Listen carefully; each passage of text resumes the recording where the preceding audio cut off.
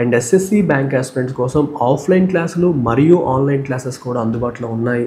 Interest ఉన్న students ఈ ఆపర్చునిటీని వినియోగించుకోండి. Okay, మంచి ఛాన్స్, మంచి తరుణం మించిన దొరకదు అంటారు చూడండి, అట్లాంటి ఛాన్స్ ఇది. Do make use of this opportunity.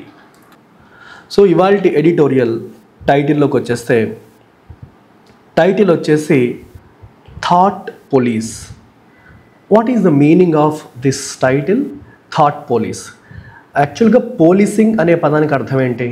Policing అంటే మామూలుగా పెట్రోలింగ్ అన్నట్టు, అంటే క్రైమ్ జరగకుండా చూడడం, తప్పు జరగకుండా చూడడం అనే ఆస్పెక్ట్లో మనం పోలీసింగ్ అనే పదాన్ని మీనింగ్ తీస్తాం. అదే పోలీసింగ్ అనే దాన్ని వేరే రకంగా కూడా చూడవచ్చు, అంటే రెగ్యులేటింగ్ బిహేవియర్, అంటే తప్పుడు బిహేవియర్ లేకుండా రెగ్యులేట్ చేయడం అనే కాంటెక్స్లో కూడా తీసుకుంటారు. అయితే కొన్నిసార్లు ఈ పోలీసింగ్ అనే పదాన్ని నెగిటివ్ కాంటెక్స్లో కూడా వాడతాం. ఫర్ ఎగ్జాంపుల్ మారల్ పోలీసింగ్, నువ్వు కరెక్ట్ చేస్తున్నావా తప్పు చేస్తున్నావా అని వేరే వాళ్ళు రెగ్యులేట్ చేయడం. నువ్వు ఆడపిల్ల ఆ టైంలో బయటకు వెళ్ళడం ఏంటి, ఇలాంటి బట్టలు వేసుకోవడం. జనరల్గా మనం వింటాం కదా, ఆడవాళ్ళు ఎటువంటి బట్టలు వేసుకోవాలి, ఇలాంటివి వేసుకోకూడదు, ఈ టైం వరకే బయట తిరగాలి, తర్వాత తిరగకూడదు, పిల్లలంటే ఇలాగే ఉండాలి, పెద్దలంటే అలాగే ఉండాలి, ఈ బట్టలు వేసుకోవాలి, అలా మాట్లాడాలి, ఇలా చెప్పేదంతా కూడా ఏమంటే మారల్ పోలీసింగ్ అంటాం. అలాగే థాట్ పోలీసింగ్ అంటే అర్థం ఏంటి? మీరు ఏం ఆలోచిస్తున్నారు, ఎలా ఆలోచిస్తున్నారు, మీ ఆలోచనలు రెగ్యులేట్ చేయడానికి ట్రై చేయడం. అంటే గవర్నమెంట్ ఏదైతే భావిస్తుందో దానికి ఆపోజిట్గా, అఫీషియల్ గవర్నమెంట్ నెరేటివ్కి ఆపోజిట్గా థింక్ చేస్తే అది తప్పు, దాన్ని ఒక క్రైమ్ లాగా భావించే కార్యక్రమం జరుగుతుంది అనేది ఈ టైటిల్ యొక్క ప్రధాన ఉద్దేశం. Okay, so it is policing or it is regulating. It is regulating your thoughts, మీ థాట్స్ని రెగ్యులేట్ చేయడం అనే కాంటెక్స్లో వచ్చింది. ఇది ఎందుకంటే ఒక ప్రొఫెసర్, అశోక యూనివర్సిటీకి చెందిన ఒక ముస్లిం ప్రొఫెసర్ ఆపరేషన్ సింధూర్కి సంబంధించి సోషల్ మీడియాలో కొన్ని పోస్టులు పెట్టారు. అతను పెట్టిన పోస్టుల్ని, సో అందులో ఉన్న తప్పుల్ని వెలికి తీసి అతని పైన కేసులు వేయడం అనేది జరుగుతుంది. అంటే అతని ఆలోచన, అతని ఫ్రీడమ్ ఆఫ్ స్పీచ్ని కూడా మనం రెస్ట్రిక్ట్ చేసేస్తున్నాము అన్న కాంటెక్స్లో ఈ ఆర్టికల్ అనేది రన్ అవుతుంది. A professor's arrest for posts points to misuse of law against dissent. Dissent అంటే అర్థం ఏంటమ్మా? What is the meaning of dissent? Dissent అంటే వ్యతిరేకత. డిసెంట్ అంటే మీనింగ్ ఏంటి? విభేదించడం, వ్యతిరేక భావాన్ని ఎక్స్ప్రెస్ చేయడం అని అర్థం. A professor's arrest for posts, so social మీడియాలో ఆయన పెట్టిన పోస్టులకి అతన్ని అరెస్ట్ చేయడం ఏదైతే ఉందో ఇది దేన్ని పాయింట్ చేస్తుంది? Misuse of law against dissent. Dissent అంటే తనకి విభేదించే వాళ్ళపైన చట్టాన్ని వాళ్ళు తప్పుగా ప్రయోగిస్తున్నారు అనే దానికి ఇది పాయింట్అవుట్ చేస్తోంది అని అర్థం. In an unconscionable act, a professor of political science at Ashoka University, Ali Khan Mahmoodabad, was arrested on Sunday by the Haryana police after 2 separate FIRs were registered against him in Sonipat. So ఇక్కడ ఏం రాశారో చూడండి. In an unconscionable act. అన్కాన్షనబుల్ అంటే అన్జస్టిఫయబుల్, అంటే ఏమాత్రము సమర్థనీయం కానీ, ఏమాత్రము correct కానీ సమర్థనీయం కానీ ఒక యాక్షన్, అది అటువంటి పని జరిగింది, అటువంటి యాక్షన్ జరిగింది అని అర్థం. A professor of political science at Ashoka University, Ashoka యూనివర్సిటీలో political science professor Ali Khan Mahmudabad was arrested on Sunday రోజు అతన్ని అరెస్ట్ చేశారు. By the Haryana police arrest చేయడం జరిగింది. After 2 separate FIRs were registered against him in Sonipat. అతని మీద 2 సెపరేట్ ఎఫ్ఐఆర్స్ రిజిస్టర్ అయ్యాయి. ఆ తర్వాత ఆయన అరెస్ట్ చేయడం అనేది జరిగింది. These FIRs were over his social media posts in connection with Operation Sindoor. Operation సింధూర్కి సంబంధించి ఆయన సోషల్ మీడియాలో పెట్టిన పోస్టులకి ఇన్ కనెక్షన్ విత్ దెమ్ ఈ ఎఫ్ఐఆర్స్ అనేవి ఫైల్ చేయడం అనేది జరిగింది.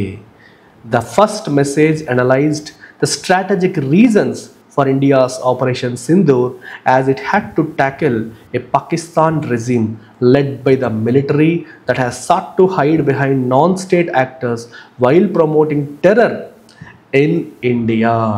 సో ఈయన సోషల్ మీడియాలో పెట్టిన పోస్ట్ ఎట్లా ఉందంట? It analysed the strategic reasons for India's Operation Sindoor. India operation Sindoor ఎందుకు టేకప్ చేయాల్సి వచ్చింది అనే దానికి స్ట్రాటజిక్ రీజన్స్ని ఇచ్చింది మొదటి message.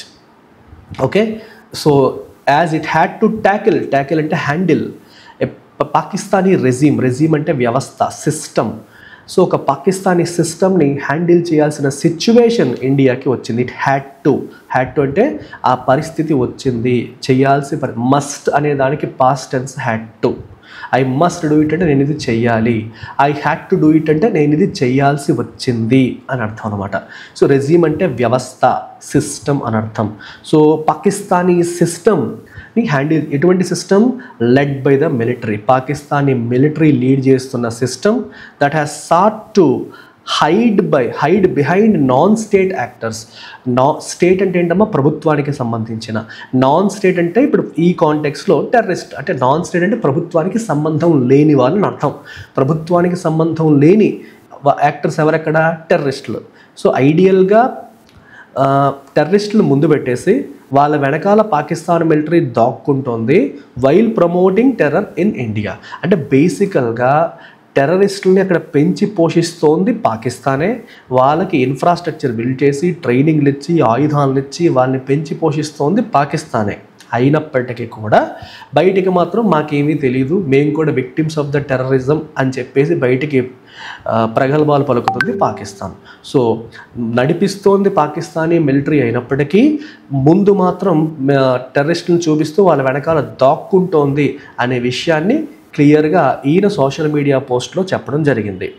It also noted how the empanelment of Muslim military officers in India's press briefings showcased the pluralist vision of the country. మీరు ఒకసారి గమనిస్తే ఆపరేషన్ సింధూర్ గురించి మాట్లాడిన వాళ్ళలో ఇద్దరు ఉమెన్ ఆఫీసర్స్ ఉన్నారు. అందులో ఒక ఆవిడ ముస్లిం. సో సోఫియా ఖురేషీ ముస్లిం మిలిటరీ ఆఫీసర్. సో ఆవిడ్ని కూడా ప్రెస్ బ్రీఫింగ్స్లో ఎంపానల్ చేయడం అనేది ఇండియా యొక్క ప్లోరలిస్ట్ విజన్ని షోకేస్ చేస్తుంది అనే విషయాన్ని కూడా ఆయన చెప్పారు. So pluralist vision and pluralism అంటే అర్థం ఏంటమ్మా? ప్లోరలిజం అంటే coexistence of multiple viewpoints. అంటే మల్టిపుల్ వ్యూ పాయింట్స్, థాట్ ప్రాసెస్లు ఒకే టైంలో కో ఎగ్జిస్ట్ అవ్వడం. అంటే ఇది భారతదేశం హిందువులది, హిందువులే మాట్లాడాలి, హిందువుల మాటకి వీలుంటుంది చెల్లుతుంది అని కాదు. ఇండియాలో అన్ని మతాలకి వాయిస్ ఉంటుంది. ఎవరైనా సరే వాళ్ళ వ్యూని వాళ్ళు ఎక్స్ప్రెస్ చేసే అవకాశం ఉంటుంది. అందరూ ఇక్కడ పీస్ఫుల్గా కో ఎగ్జిస్ట్ అవుతారు. అలాంటి దేశం ఇండియా అనేది ఆ ప్రెస్ బ్రీఫింగ్స్లో కూడా మనకు తెలుస్తుంది. ఎందుకంటే అక్కడ ఒక ముస్లిం మిలిటరీ ఆఫీసర్ని ప్రెస్ బ్రీఫింగ్లో కూర్చోబెట్టారు. So it showcases India's pluralist vision అని కూడా ఆయన సోషల్ మీడియా పోస్ట్లో చెప్పడం జరిగింది. Even though this was in contrast with communal reality that Muslims face in many parts of India in recent years. అయితే రీసెంట్ ఇయర్స్లో ఇండియాలో చాలా చోట్ల ముస్లిమ్స్ చాలా ప్రాబ్లమ్స్ ఫేస్ చేస్తున్నారు. ఇన్ రియాలిటీ వాళ్ళు ప్రాబ్లమ్స్ ఫేస్ చేస్తున్నప్పటికీ కూడా ఓకే, ఇది హిందూ వాడు యాడ్ చేసిన పాయింట్ అమ్మా. ముస్లిమ్స్ చాలా కష్టాలు, ప్రాబ్లమ్స్, డిస్క్రిమినేషన్ ఫేస్ చేస్తున్నప్పటికీ కూడా అయినప్పటికీ కూడా ఆయన మాత్రం సోషల్ మీడియా పోస్టింగ్లో ఇండియా ప్లోరలిస్ట్ విజన్ని ప్రొజెక్ట్ చేస్తూ పాజిటివ్గా రాశారు అనేది ఈ ఆర్టికల్ యొక్క హిందూ ఎడిటోరియల్ యొక్క సారాంశం. The second post condemn the blind blood lust for war by some netizens following the cease fire. While arguing that only the world's military-industrial complex benefited from war and that both Hindu and Islamic scriptures emphasize that patience and restraint are virtues in conflict. So ఆయన ఇంకొక social media పోస్ట్లో ఏం రాశారంటే he condemned అంటే ఖండించారంటే తప్పు పట్టారు. ఇది పలానా తప్పు, అలా చెప్పకూడదు, అది కరెక్ట్ కాదు అని చెప్పడాన్ని మనం ఏమంటామమ్మా? ఖండించడం అంటాం. ఓకే, దేన్ని ఖండించారు? Blind blood lust for war. Blood lust అంటే అర్థం ఏంటంటే డిజైర్ ఫర్ వైలెన్స్, రక్త దాహం అంటాం చూడండి. సో యుద్ధం కావాలి, వైలెన్స్ కావాలి, రక్తాన్ని చిందించాలన్న లస్ట్ అంటే ఎక్సెసివ్ డిజైర్ అనేది, గుడ్డిగా దాన్ని కోరుకోవడం అనేది కరెక్ట్ కాదు అని ఆయన ఖండించడం జరిగింది. ఎవరు? కొంతమంది నెటిజన్స్. సీజ్ ఫైర్ వచ్చిన తర్వాత ఈ సీజ్ ఫైర్ ఎందుకు, ఇదే ఫ్లోలో పాకిస్తాన్ మీద యుద్ధం ప్రకటించేసి మొత్తం పాకిస్తాన్ ఆక్యుపై చేస్తే బెటర్ కదా అని చాలామంది ఫీల్ అయ్యారు. సో అట్లాంటి ఆలోచన, బ్లడ్లెస్ని, వార్ మాంగరింగ్ని, వార్ కావాలని కోరుకోవడాన్ని ఈయన క్రిటిసైజ్ చేయడం అనేది జరిగింది. While arguing that only the world's military industrial complex benefited from war. యుద్ధం వల్ల బెనిఫిట్ పొందింది ఎవరు అంటే, బెనిఫిట్ పొందేది ఎవరంటే ఓన్లీ మిలిటరీ ఇండస్ట్రియల్ కాంప్లెక్స్. అంటే ఈ ఆయుధాలను సప్లై చేసే కంట్రీలు, వాటిని తయారు చేసే ఫ్యాక్టరీస్, వాళ్ళు మాత్రమే దీనివల్ల బాగుపడతారు తప్పితే దీనివల్ల ఎవరికీ మంచి జరగదు అనేది ఇక్కడ ఉద్దేశం. And that both Hindu and Islamic scriptures, హిందూ మతంలో కానీ ఇస్లామిక్ స్క్రిప్చర్స్, రిలీజియస్ స్క్రిప్చర్స్ ఏవి అవన్నీ కూడా they emphasise that patience and restraint are virtues ఇన్ కాన్ఫ్లిక్ట్లో మోస్ట్ ఇంపార్టెంట్ వర్చ్యూస్ ఏంటి, లక్షణాలు ఏంటి అంటే పేషెన్స్ అండ్ రిస్ట్రైంట్ అంటే మనల్ని మనం అదుపు చేసుకోవడం, పేషెన్స్ అంటే ఓపిక్గా ఉండడం, సహనంతో ఉండడము, రెండు ఒకటే సిమిలర్ మీనింగ్ వస్తే మనల్ని మనం అదుపు చేసుకోవడం, సహనంతో ఉండడం, ఇవనేవి కాన్ఫ్లిక్ట్లో చాలా ఇంపార్టెంట్ వర్చ్యూస్ అని చెప్పి అటు హిందూ స్క్రిప్చర్స్ ఇస్లామిక్ స్క్రిప్చర్స్ చెప్తున్నాయని ఆయన చెప్పారు. There is nothing objectionable in his post. ఆయన పోస్ట్లో ఏది కూడా అబ్జెక్ట్ చేయడానికి, తప్పు పట్టడానికి, అరే ఇలా రాస్తారేంటి అని అనడానికి ఏమీ లేదు. దట్ వర్ లూసిడ్ అంటే clearly expressed and patriotic. Okay, patriotic అంటే దేశభక్తితో కూడిన calls for an inclusive India and evinced an understanding that India has been forced to target terror hubs in Pakistan by removing the distinction between terrorist and larger terrorist infrastructure backed by India, Pakistan's military regime. So ఇక్కడ point ఏంటంటే ఆయన social మీడియాలో పెట్టిన పోస్టులు అనేవి ఎలా ఉన్నాయి, lucid అంటే మీనింగ్ ఏంటమ్మా, చాలా ఈజీగా అర్థమయ్యేలాగా క్లియర్గా ఎక్స్ప్రెస్ చేశారు, కన్ఫ్యూజన్ లేదు. అండ్ ప్యాట్రియాటిక్ అంటే దేశభక్తితో కూడినవి. And calls for an inclusive India, ఆ పోస్టులు దేన్ని కోరుకుంటున్నాయి, కాల్ ఫర్ అంటే కోరుకోవడం, దేన్ని కోరుకుంటున్నాయమ్మా, ఇన్క్లూజివ్ ఇండియాని కోరుకుంటున్నాయి. ఇన్క్లూజివ్ ఇండియా అంటే అర్థం ఏంటమ్మా, అందరినీ కలుపుకొని పోయేది, అంటే ఇండియా ఏ ఒక్కరికో సొంతం కాదు, అన్ని మతాలు, అన్ని కులాలు, అన్ని వర్గాలు, అన్ని ప్రాంతాల వారికి చెందింది అనే అటువంటి ఇండియాని కోరుకుంటుంది ఆ పోస్ట్. అండ్ ఎవిన్స్ అంటే ఎక్స్ప్రెస్ చేయడం. నేను ఇంపార్టెంట్ వొకాబులరీ దగ్గర ఇలా అండర్లైన్ చేసి మీకు మీనింగ్ చెప్తాను, మీరు రన్నింగ్ నోట్స్ రాసుకోవడం అలవాటు చేసుకోండి ఇవాళ నుంచి. ఓకే, ఎవిన్స్ అంటే అర్థం ఏంటమ్మా, ఎక్స్ప్రెస్ చేయడం అంటే వ్యక్తీకరించడం. And understanding that India has been forced to target terror హబ్స్ని టార్గెట్ చేసే పరిస్థితి ఇండియాకి వస్తుంది. India has been forced to target terror hubs in Pakistan by removing the distinction between terrorists and the larger terrorist infrastructure. పరిస్థితి ఏంటంటే పాకిస్తాన్లో ఉన్న terror హబ్స్ని India target చేయాల్సిన పరిస్థితులు వచ్చాయి. That by removing the distinction, అంటే టెర్రరిస్టులకి మరియు మిలిటరీ వాళ్ళు వీళ్ళకి సపోర్ట్ చేస్తున్న టెర్రరిస్ట్ ఇన్ఫ్రాస్ట్రక్చర్కి రెండింటిని మేము వేరువేరుగా చూసే పరిస్థితి లేదు. ఎందుకంటే మిలిటరీ డైరెక్ట్గా టెర్రరిస్టులు అక్కడ సపోర్ట్ చేస్తుంది. సో ఓన్లీ టెర్రరిస్టులనే పట్టుకుంటాము అంటే కుదరదు, వాళ్ళకి సపోర్ట్ చేస్తున్న టెర్రర్ ఇన్ఫ్రాస్ట్రక్చర్ని కూడా మేము నాశనం చేయాల్సిన పరిస్థితులు వచ్చాయి. రెండింటి మధ్య డిస్టింక్షన్ అంటే అర్థం ఏంటంటే ఇది వేరు అది వేరు, ఆ సెపరేషన్ని రిమూవ్ చేసి రెండింటిని ఒకేలాగా చూసే పరిస్థితి వచ్చింది. ఇప్పుడు ఇండియా కూడా తన విధానాన్ని మార్చేసింది. ఇండియా పైన ఒక్క మనిషి ఈ టెర్రర్ అటాక్ ద్వారా మీరు చంపినా సరే we will consider it as an act of war అని గవర్నమెంట్ ఆఫ్ ఇండియా చెప్పేసింది. ఒక్క మనిషిని మీరు టచ్ చేసిన టెర్రరిస్ట్ అటాక్తో దాన్ని మేము యాక్ట్ ఆఫ్ వార్గా పరిగణిస్తామని చెప్పి ఇండియా ప్రకటించింది. మీరు యుద్ధానికి సిద్ధం అవ్వాల్సిందే అని ఇండియా క్లియర్గా చెప్పేసింది. బ్యాక్డ్ బై అంటే సపోర్టెడ్ బై అని అర్థం, రెజీమ్ అంటే వ్యవస్థ అని అర్థం, system. The Haryana police's move was based on complaints by office bearers of Bharatiya Janata Party's Yuva Morcha and the Haryana State Women Commission chairperson Renu Bhatia, which said that the posts were disparaging to women in uniform and attributed malicious intent to the Indian government. అయితే ఇంత పాజిటివ్గా ఈ Hindu editorial ఆయన పెట్టిన social media పోస్టుల గురించి మాట్లాడుతోంది. అయినప్పటికీ కూడా మరి ఆయన పైన కేసు ఏంటి, అతని మీద ఎందుకు ఎఫ్ఐఆర్ ఫైల్ చేశారు అంటే ద హర్యానా పోలీసులు తీసుకున్న యాక్షన్, అతను అరెస్ట్ చేసిన పరిస్థితి ఎందుకు వచ్చిందంటే it was based on complaints అంటే ఫిర్యాదులు by office bearers of Bharatiya Janata parties యువ మోర్చా, భారతీయ జనతా పార్టీ యొక్క యువ మోర్చా మరియు Haryana state women commission chairperson Renu Bhatia. Okay, వీళ్ళ యొక్క కంప్లైంట్స్ని బేస్ చేసుకొని హర్యానా పోలీస్ యాక్షన్ తీసుకున్నారు.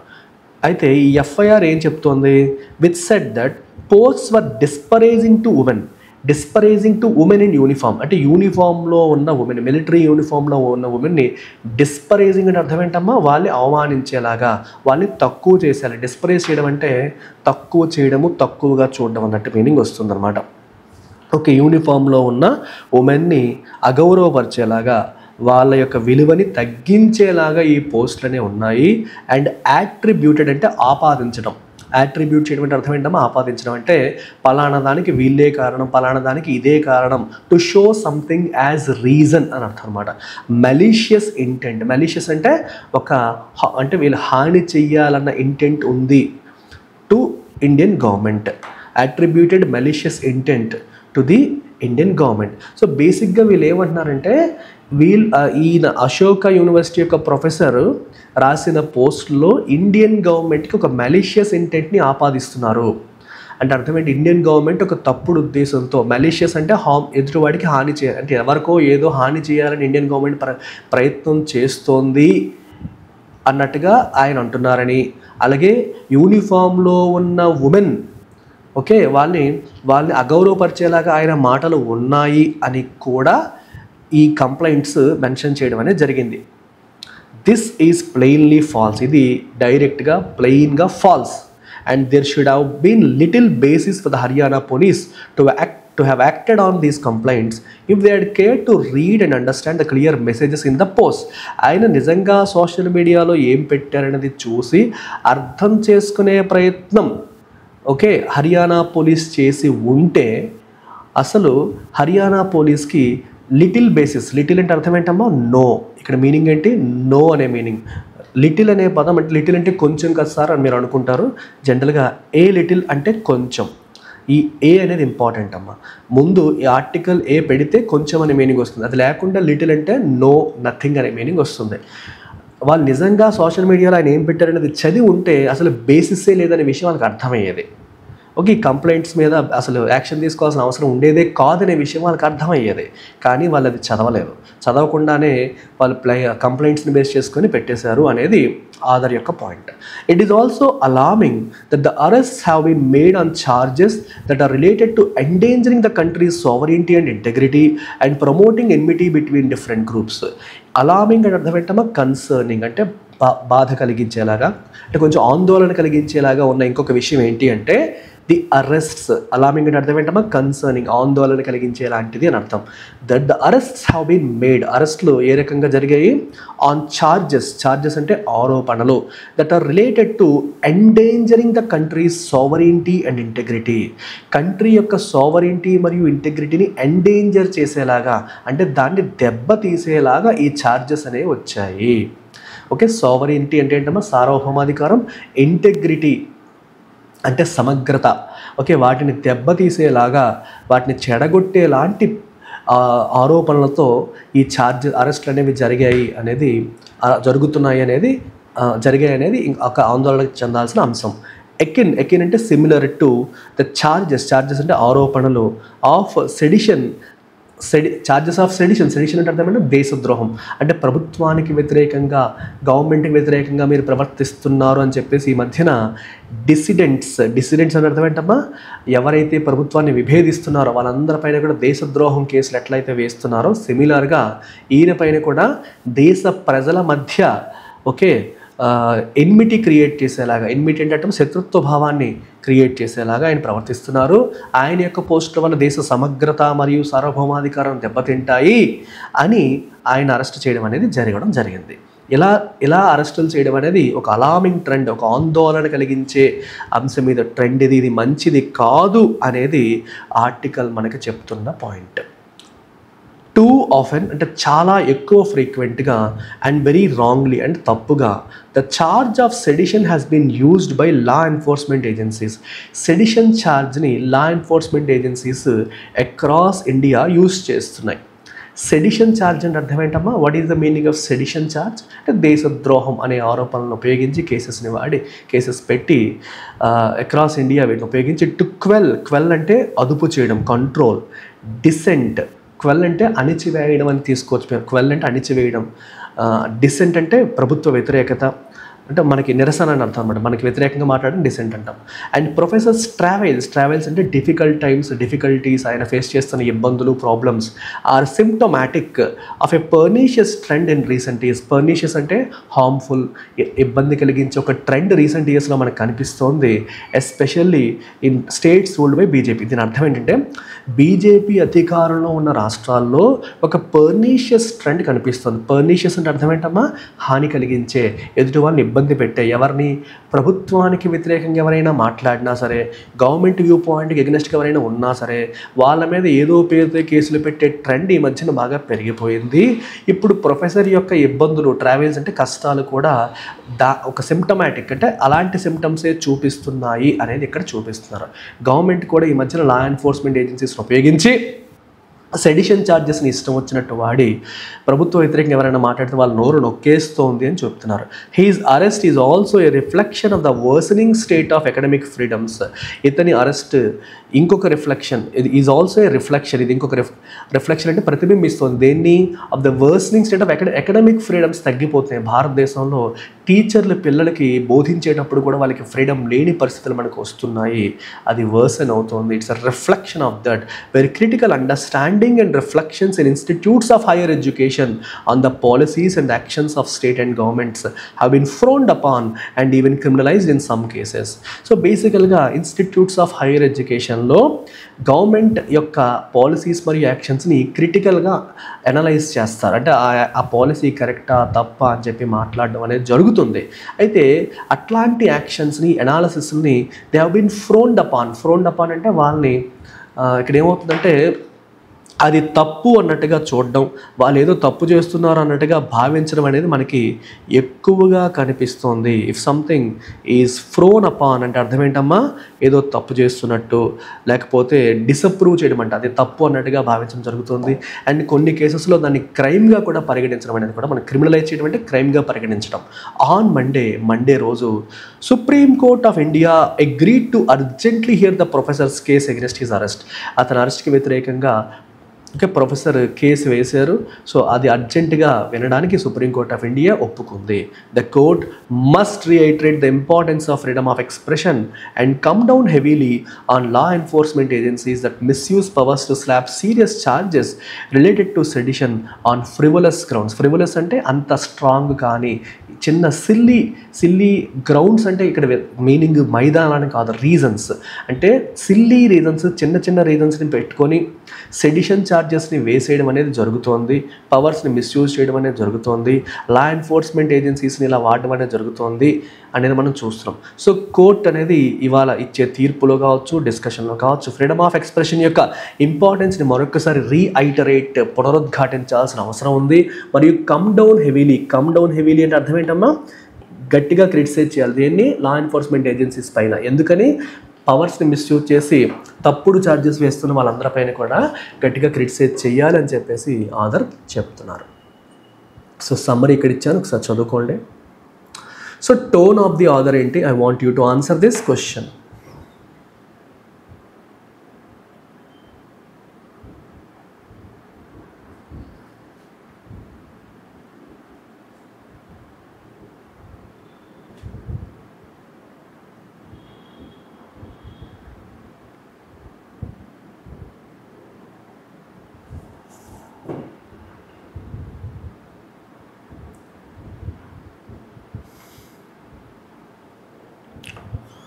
Answer is critical and concerned. Very good అమ్మా. సో తెలుస్తోంది ఆర్డర్ హర్యానా పోలీసులు తీసుకునే యాక్షన్ని క్రిటిసైజ్ చేస్తోంది. ఈ ట్రెండ్ అనేది మంచిది కాదు అనే విషయాన్ని కూడా చెప్తోంది. కాబట్టి critical and concerned is the best answer for this. Central idea, main idea of the article ఏంటి? What is the main idea of the article? Professor యొక్క పోస్టులు anti national, justified legal action? No. Professor యొక్క పోస్ట్ని article support చేసింది. Law enforcement must act swiftly against all forms of social media? No, దాన్ని కూడా article support చేయట్లేదు. Arrest of a professor for social media post reflects a dangerous misuse of legal provisions to suppress dissent and academic freedom. ఫ్రీడమ్ని, డిసెంట్ని నొక్కివేసే trend మనకి నడుస్తోందనే విషయాన్ని ఈ పర్టికులర్ ఆర్టికల్ చెప్తోంది. So that's the best answer. Again C.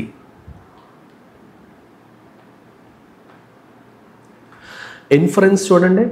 Social media posts by academics should always be cleared by the government before publication. Academics ఎప్పుడైనా social మీడియాలో పోస్టులు పెడితే గవర్నమెంట్ దాన్ని క్లియర్ చేయాలా? అంటే గవర్నమెంట్ ఓకే అంటేనే పెట్టాలా? నో.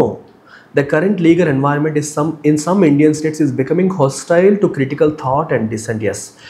క్రిటికల్ థాట్కి డిసెంట్కి హోస్టైల్ అయిపోతుంది ఇండియాలో కొన్ని స్టేట్స్లో లీగల్ ఎన్వైరన్మెంట్ అంటున్నారు. హోస్టైల్ అంటే అన్ఫ్రెండ్లీ అయిపోతుంది అనేది చెప్తున్నారు.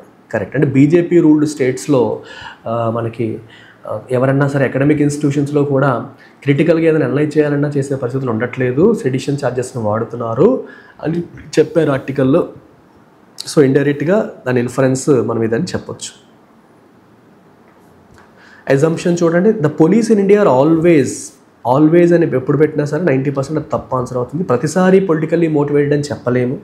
Citizen should never again another extreme option. ఇది కూడా ఎప్పుడూ కామెంట్ చేయకూడదు. Military operations and foreign policies గురించి మాట్లాడకూడదని కాదు. Freedom of expression is essential to a healthy democracy and must be protected especial in economic spaces. Freedom of expression అనేది healthy డెమోక్రసీకి అవసరము. సో ఎకనమిక్ స్పేసెస్లో దాన్ని ఖచ్చితంగా ప్రొటెక్ట్ చేయాల్సిన అవసరం అనేది ఉంది అనేది ఒక అసంప్షన్గా మనం తీసుకోవచ్చు. అందుకనే అకాడమిక్ ఫ్రీడమ్ దెబ్బతింటుందని చెప్పేసి ఆర్టికల్ అతన్ని సపోర్ట్ చేసింది. ఓకే, సీరియస్లీ వీకెన్ ఆదర్ యొక్క ఆర్గ్యుమెంట్ని వీకెన్ చేస్తున్న స్టేట్మెంట్ ఇది.